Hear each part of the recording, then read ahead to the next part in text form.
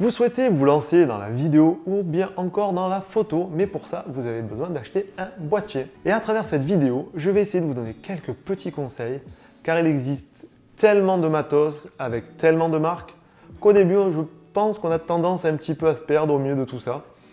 Mais pas d'inquiétude, on va voir ça ensemble. Quelle caméra choisir en fonction de votre budget. Alors moi, pour commencer, au début, j'ai fait la bêtise ultime, j'ai envie de dire, c'est mettre tout mon pognon dans un boîtier. Donc j'ai commencé il y a 4 ans avec l'achat d'un Panasonic GH5, mais malheureusement, je n'avais pas assez de thunes pour acheter un objectif. Donc voilà, je me suis retrouvé comme un couillon avec un boîtier sans objectif. Donc c'est pour ça, déjà, je voulais faire une vidéo qui vous explique au mieux comment débuter, avec quel matos acheter pour commencer. Surtout, quel boîtier acheter à votre budget pour ne pas se ruiner. Mais également, pendant mes tournages ou alors quand je suis avec des amis, j'ai toujours la même question qui revient. Alors Jean-Marc, j'ai 1500 €, qu'est-ce que tu me conseilles d'acheter? Donc je me suis dit, je vais faire une petite vidéo récapitulative des meilleurs boîtiers à acheter avec votre budget, tout en sachant qu'il faut se poser quelques petites questions en amont avant de se lancer.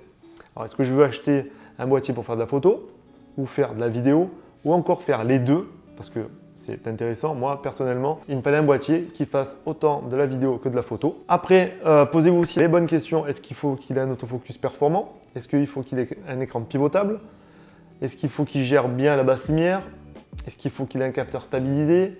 Est-ce qu'il faut aussi qu'il fasse de gros ralentis sans crop? Que la taille du capteur, c'est important pour moi? Est-ce que je veux du plein format? Parlons-en de la taille du capteur. Pourquoi c'est important? Simplement, vous allez avoir un capteur grand, c'est-à-dire plein format, plus le boîtier va être cher. Et à l'inverse, avec les APS-C et micro 4 tiers, qui sont des capteurs beaucoup plus petits, vous allez avoir des boîtiers beaucoup moins chers. Mais en contrepartie, vous aurez un peu moins de flou d'arrière-plan sur des boîtiers APS-C et micro 4 tiers, comparé au plein format. Et pour terminer sur les capteurs, bien entendu, plus vous allez vers le plein format, plus les boîtiers vont être chers, meilleure sera la qualité. Voilà, il y a plein de petites questions à se poser.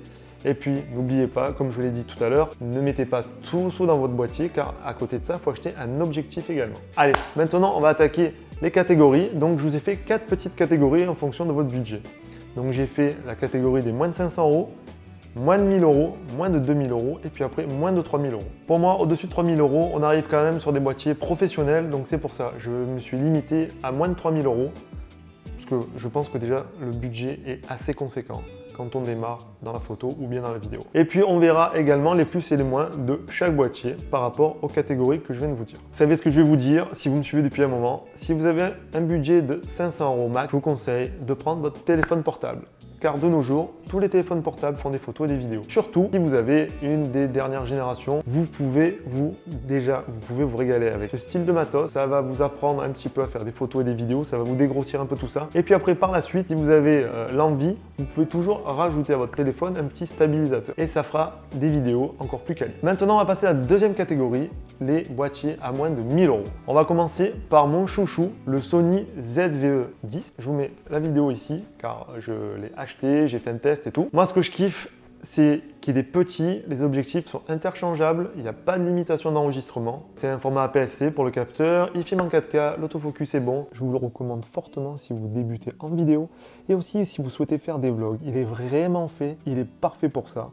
Mais également, il est vraiment orienté vidéo plus que photo. Alors, il fait des photos, mais c'est vraiment pas excellent. Voilà. Pour conclure, c'est un boîtier que je vous recommande fortement. Ensuite, comme deuxième boîtier, Canon M50 Mark II. Moi, je vous le conseille si vous débutez en photo en vidéo. Il a une prise en main vraiment simple. C'est une très bonne option. Il y a un APS-C qui filme en 4K. Il a un bon autofocus. Il peut faire aussi bien de la photo que de la vidéo. Par contre, il n'y a pas de stabilisation interne et quand vous enregistrez en vidéo, vous avez une limitation d'enregistrement. Ensuite, on va passer au Sony A6400. Que j'ai eu en ma possession également, juste un petit peu avant le ZV-E10, qui est lui APS-C, il filme en 4K, son autofocus est excellent, il fait également de très bonnes photos. Et en point négatif, sur le Sony A6400, l'écran n'est pas pivotable, il n'a pas de stabilisation. Pour moi, c'est le meilleur boîtier de cette catégorie des moins de 1000 €. C'est vraiment le boîtier que je vous recommande. Et pour finir, dans la catégorie des moins de 1000 €, je vous propose le Panasonic GX9. Moi, je le trouve super bien. Ce petit micro 4 tiers, il a un capteur stabilisé, il crop un petit peu en 4K. Par contre, il gère plus ou moins bien la basse lumière, Et pour moi, c'est le meilleur rapport qualité-prix de la catégorie. Maintenant, passons à la deuxième catégorie, les moins de 2000 €. Alors, on va commencer par le Sony A7 III. Là, c'est un capteur plein format. Vous le savez, pour moi, le Sony A7 III, c'est mon chouchou. Ça reste un excellent boîtier, même en 2023. Que ce soit en photo ou bien encore en vidéo, il est vraiment excellent. Capteur stabilisé, autofocus terrible, la basse lumière, il la gère, les doigts dans le nez. Voilà, c'est vraiment encore pour moi un très très bon boîtier. Maintenant, on va parler du Fuji X-T4 qui lui est un APS-C qui filme en 4K, qui a une bonne stabilisation, qui a un rendu en 4:2 10 bits, qui fait de très belles photos, de très belles vidéos. Point négatif, l'enregistrement vidéo est limité. C'est vraiment un boîtier que je vous recommande, il est vraiment top. Si en plus vous aimez les couleurs Fuji, alors foncez, vous allez l'adorer. C'est vraiment un excellent boîtier. Ensuite, nous avons le Panasonic GH6, qui lui c'est un micro 4 tiers qui filme en 4K, qui fait du 10 bits également, qui a une excellente stabilisation. Par contre, en basse lumière, il n'est pas extraordinaire. L'autofocus a été grandement amélioré sur le GH6. C'est juste pour moi une belle évolution du GH5, toujours perfectible, que ce soit en autofocus et en basse lumière. Maintenant, passons à la dernière catégorie, les moins de 3000 €. Alors, pour commencer, je vous propose le Sony A7 IV. C'est le boîtier que j'utilise au jour d'aujourd'hui, qui est en train de me filmer actuellement. C'est un boîtier que j'adore. C'est un boîtier plein format. Il se débrouille aussi bien en photo qu'en vidéo. Il gère très bien la basse lumière. Il a un autofocus excellent. Il filme en 4K, 4:2 10 bits. Par contre, le seul inconvénient que je lui trouve au jour d'aujourd'hui, c'est que nous avons un gros crop en 4K 60. C'est un excellent boîtier à moins de 3000 €.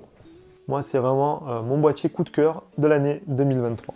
En deuxième boîtier, j'ai sélectionné le Canon R6 qui est en plein format, qui filme en 4:2 10 bits, qui a une très bonne stabilisation, un autofocus excellent, mais il vient cropper quand on filme en 4K. Bon, on ne peut pas tout avoir.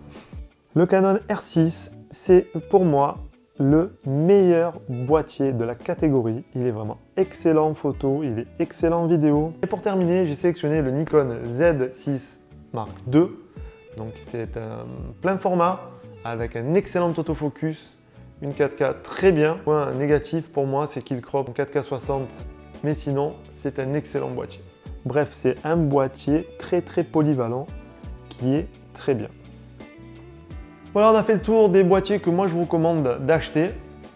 Dites-moi si vous avez trouvé cette vidéo utile. Petit pouce bleu, partagez-la. Dites-moi si j'ai loupé un boîtier qu'on pourrait mettre dans telle ou telle catégorie. Ça peut arriver, hein, parce que c'est juste ma sélection que je trouve pertinente. Après, peut-être que vous avez d'autres propositions. Donc je suis ouvert.